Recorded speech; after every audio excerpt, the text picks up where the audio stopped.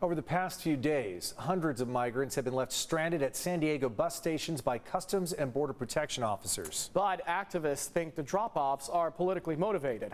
Meanwhile, people seeking asylum are caught in the middle of it all. CBS 8's Regina Yurita talked with a man who came from Colombia to El Cajon, who says he's thankful to just have made it to the U.S.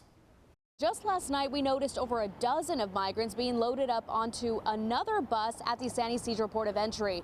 While these migrant drop-offs are not uncommon, activists say what's concerning is the frequent amount of migrants being left at bus stations. 200 pesos mexicanos es lo único que me acompaña. With only 200 Mexican pesos to his name, Francisco Goya, a Colombian migrant who for months had been waiting in Tijuana for asylum, was thrilled to hear that he was granted asylum and was led into the U.S. from the San Ysidro port of entry. Para llegar aquí fue algo que... Goya says that's where he and dozens of others were loaded onto a bus and dropped off at the El Cajon Transit Center by Customs and Border Protection earlier today.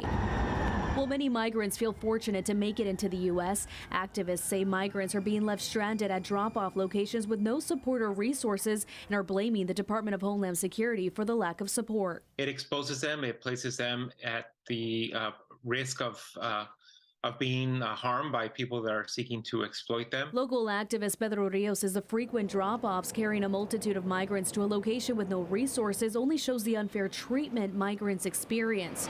Rios also believes there could be political motivations. This comes at the same time that the Supreme Court has decided the future of Title 42, a policy that has expelled thousands of migrants seeking asylum back to their country.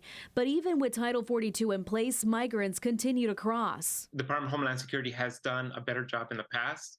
We've seen the efficiency that it used to support Ukrainian migrants. Rios adds that it's unfortunate that the Biden administration, in its 2 years of being in the White House, did not develop a plan to ensure that at the end of Title 42, migrants could be welcomed with dignity.